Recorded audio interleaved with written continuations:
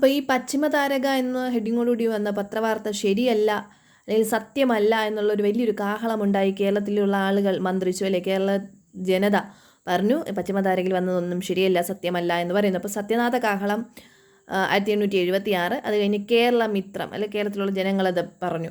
അപ്പോൾ കേരളത്തിലുള്ളൊരു നല്ല ഗുണങ്ങളൊക്കെ ഉള്ള ഒരു പെൺകുട്ടി, ബോധിനി എന്ന് പറയുന്ന ഒരു പെൺകുട്ടി എന്ത് ചെയ്യുന്നു, ഈ പറഞ്ഞത് നിങ്ങൾ എതിർക്കുന്നത് പോലെ അത് ശരിയല്ല, സത്യമായ കാര്യങ്ങളാണ് പറഞ്ഞതെന്ന് കേരളീയ സുഗുണം ബോധിനി മുന്നോട്ട് വന്നു.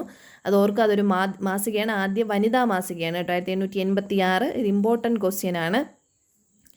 അങ്ങനെ ഈ കേരളീയ സുഗുണബോധിനിയെ സപ്പോർട്ട് ചെയ്തുകൊണ്ട് നസ്രാണിക്കാരിയായ ദീപിക എന്ന് പറയുന്ന പെൺകുട്ടി മുന്നിലേക്ക് വരുന്നു 1887. ഓക്കെ, നസ്രാണിക്കാരിയായ ദീപിക മുന്നോട്ട് വരുന്നു 1887.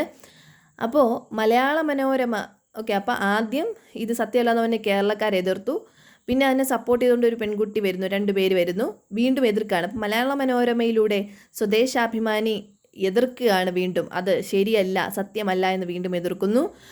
അപ്പോൾ പിന്നീട് കേരള കൗമുദിയിലൂടെ മാതൃഭൂമി എന്ന് പറയുന്ന പെൺകുട്ടി വീണ്ടും അതിനെ സപ്പോർട്ട് ചെയ്യുന്നു. ഓക്കെ, വർഷങ്ങളും കൂടെ നോക്കി വയ്ക്കുക, ആൾക്കാരെ കൂടി നോക്കി വയ്ക്കുക. ഓക്കെ, അപ്പോൾ നസ്രാണി ദീപിക സുഗുണബോധിനിയെ സപ്പോർട്ട് ചെയ്യുന്നു. അതിനുശേഷം മലയാള മനോരമയിലെ സ്വദേശാഭിമാനി എതിർക്കുന്നു, കേരള കൗമുദിയിലൂടെ മാതൃഭൂമി സപ്പോർട്ട് ചെയ്യുന്നു. മാതൃഭൂമി എന്നുള്ള പെൺകുട്ടി സപ്പോർട്ട് ചെയ്യുന്നു. അപ്പോൾ സത്യനാഥ കാഹളം സത്യം അല്ലാന്ന് കേരള മിത്രം പറയുന്നു, കേരളീയ സുഗുണബോധിനി പിന്നെ നസ്രാണി ദീപികയും ഈ പെൺകുട്ടിയെ സപ്പോർട്ട് ചെയ്യുന്നു.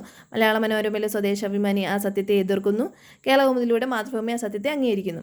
ഓക്കെ, എതിർക്കുന്നു, അംഗീകരിക്കുന്നു, എതിർക്കുന്നു, അംഗീകരിക്കുന്നു. ഓക്കെ, അങ്ങനെ പഠിച്ചു വെക്കുക.